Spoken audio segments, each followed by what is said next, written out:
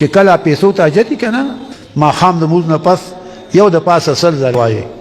ما پې تجربه کړې ده، لس پنځه شل ځله به مې ویلي، تجربه مې پې کړې ده.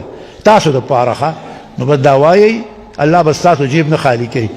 او که ډېر حاجت دی که نه چې نه نه ښه حالات مې ښي نو بیا وایئ ښه نو تاله به مال زل راځي. ښه ته به نه پوهېږې مال به را روان وي. زه خو یو څو ځله وایم نه څوک را روان وي، وایم هغه دې را روان دی.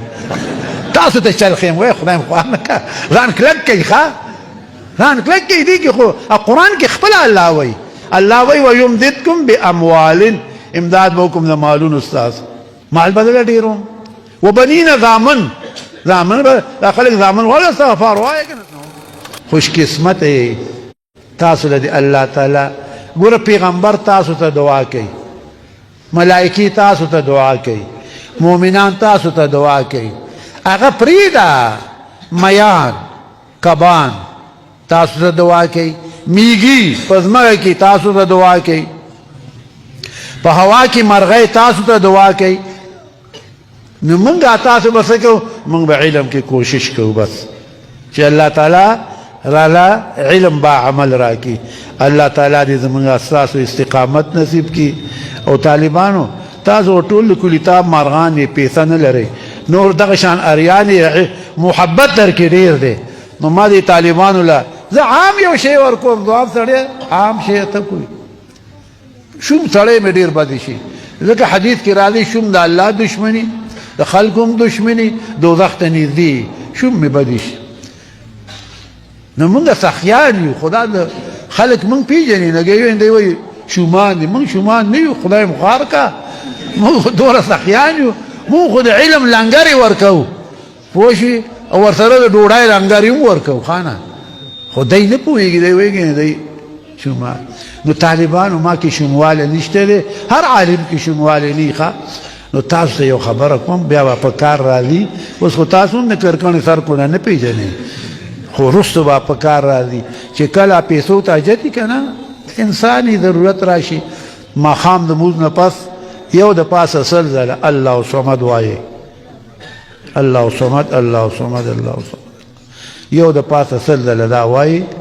ما پې تجربه کړې ده، لس پنځه شل ځله به مې ویلي، تجربه مې پې کړې ده.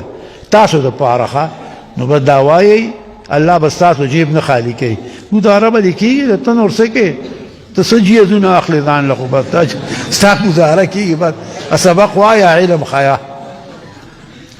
او که ډېر حاجت دی که نه چې نه نه ښه حالات مې ښي نو بیا استغفر الله الذي لا اله الا هو الحي القيوم.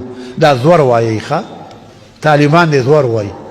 هو الحي که نه تاسو حیل وایي. زور زور ځکه دا زوره فضله دی، مال فضله دی. نو تاله به مال زل راځي. ښه ته به نه پوهېږې مال به را روان وي. زه خو یو څو ځله وایم نه څوک را روان وي، وایم هغه دې را روان دی. تاسو ته چل خیم وای خدای مو خواه نه که ځان کلک کوي. ښه ځان کلک کوي. دې کې خو قرآن کې خپله الله وایي تستغفروا ربكم انه كان غفارا يرسل السماء عليكم مدرارا ويمددكم باموال. ګوره قرآن خپله ورته الله وایي ويمددكم باموال، امداد به وکړم د مالونو ستاسو. مال به دله ډېروم.